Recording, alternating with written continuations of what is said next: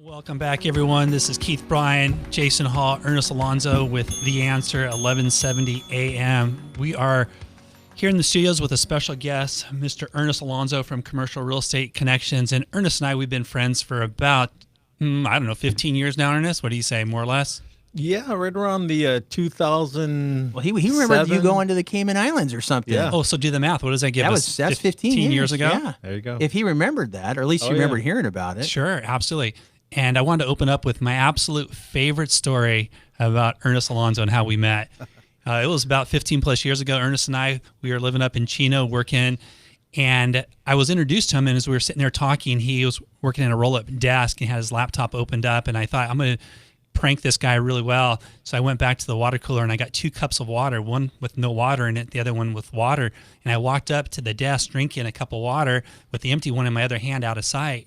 And when he wasn't looking, as I was standing next to him, I put the empty cup on the top of his desk, and we just continued to talk for a few minutes. And then when the opportunity presented itself, I knocked over the empty cup. It landed on his desk. You should have seen the look on the face. He was about ready to jump over that desk and kill me. That's crazy. I was crazy. And that's how 15 years of friendship have started off. What big laugh. What a way to start it, Keith. No, let me refine that, okay? Oh, my God. Let's hear the my- other side of this story. This was my brand new laptop, Oh. my brand new Dell laptop. I think I was so impressed with myself. I had bought it cash. Back then it was like $3,000, top of the line Dell laptop. I was flipping it, turning it on, and I see this guy come up. I'm like, I don't know what this guy wants. Seems like a cool guy, but I'm busy here, right? Definitely a cool guy. Brings out water. And I'm like, dude, you're too close to me. I'm thinking in my head, you're too close to me, man. I want you to back away. You're by my laptop, but I'm not going to be rude. I'm sure he's going to walk away. And then sure enough, man, you dropped that empty cup. And it, by the way, landed on my laptop. I remember that. On my Yeah, keyboard. right on your keyboard. And I stood up, and you're right.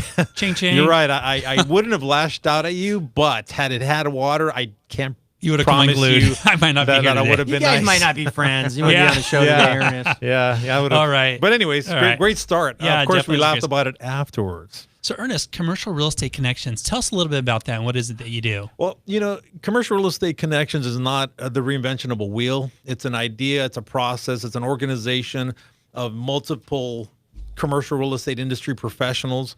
You could say it's a private syndicate of commercial industry professionals who focus on providing connections for commercial property owners and investors who are looking to get the right person or persons to fit in the blanks, right? For example, if someone is on a mission to accomplish the objective of selling a commercial property, buying a commercial property, refinancing a commercial property, or just renovating, construction, protecting their That asset. 'Cause valuable that's- assets. For most people, Yeah. their house is their largest asset. Now, Right. if you're blessed enough to basically, win the game Monopoly, you actually own commercial real estate.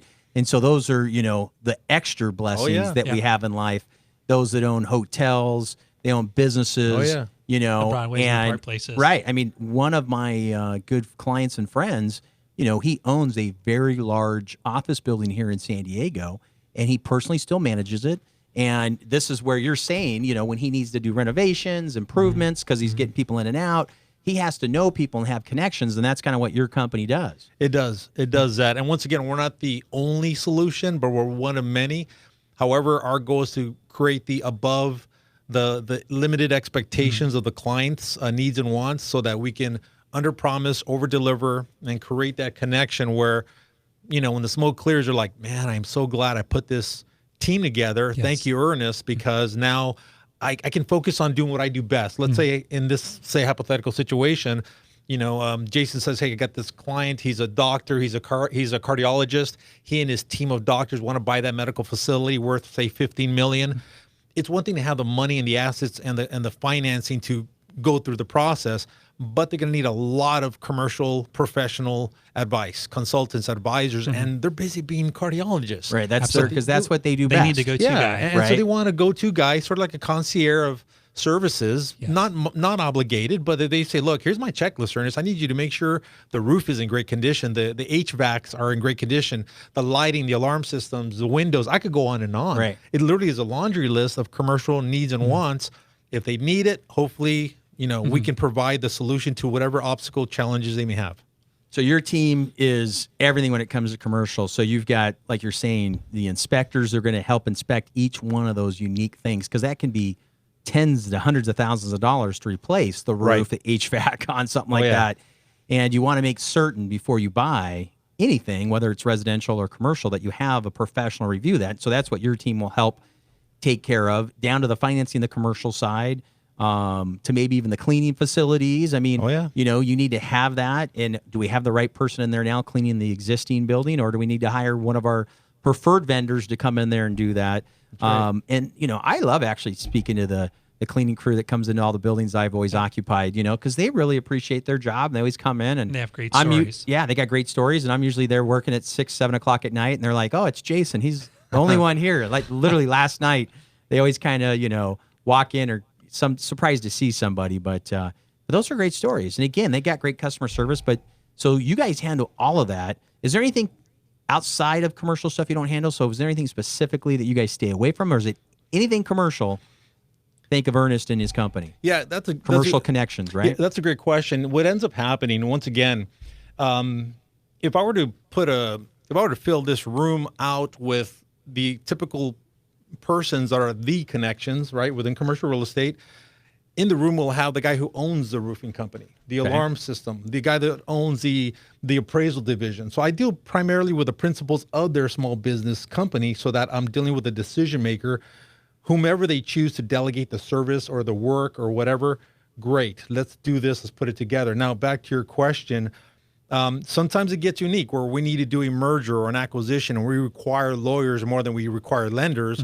So we outsource it to certain law firms that know exactly what to do. Right. Legal, tax, insurance, you name it. Now, here's a kicker, and this is something that's great for your end, Jason, is sometimes when we're done with, say, a commercial construction project, they're like, hey, we're thinking about buying those 10 residential properties in this area.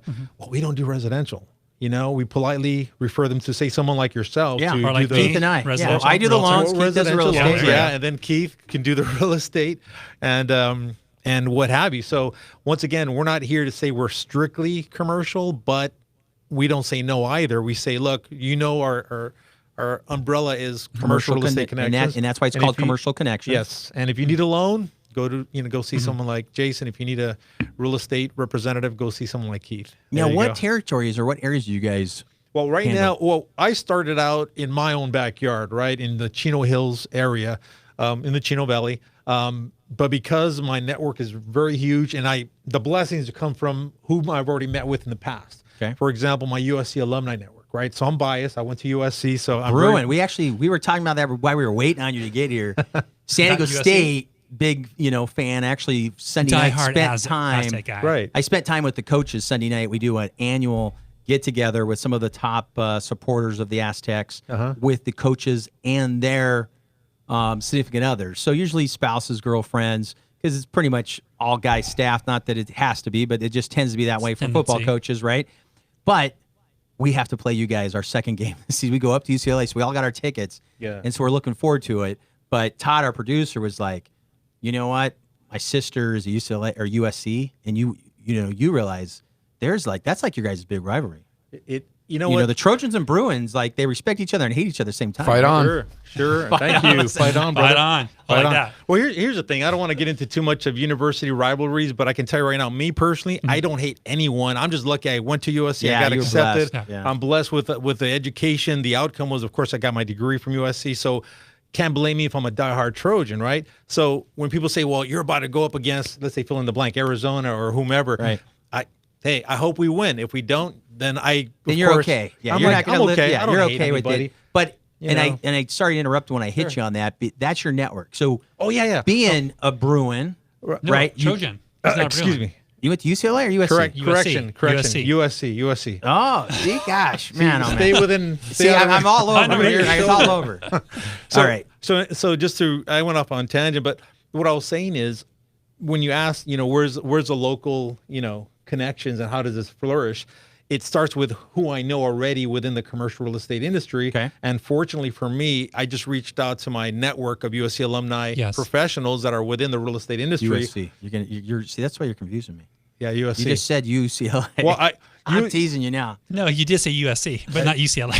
Well, look, Jason's messing with you. if you really want to get to it, we don't have a bias at Commercial Real Estate Connections. So it starts with USC is what I'm saying, but we do have network within the Anderson School of Business at UCLA. Yeah, okay. And so there is a connection with other, Pac-12, universities. And people up there in the LA County and Orange County connections. Yes. Got it. That's the main thing. And so because of that, once again, just to hit the obvious, is I didn't grow on my own. I grew because I knew, say, someone like Keith in Carlsbad.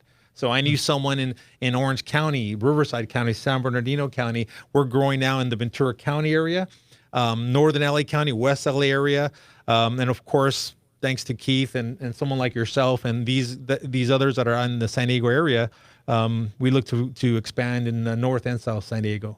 Okay. So one of the things that I've come to know about Ernest over the last 14 years is his ability to network. Because your question, Jason, is like, how does he build those relationships?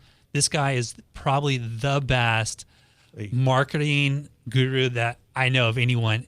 Like on a bi-monthly basis, he gets 70, 80, 100 butts in seats religiously. If he's got to fill up a room of 100 people, he's got 101 people there all the time. It's pretty amazing what you do. Hey, we're getting ready to go on break, Ernest. Sure.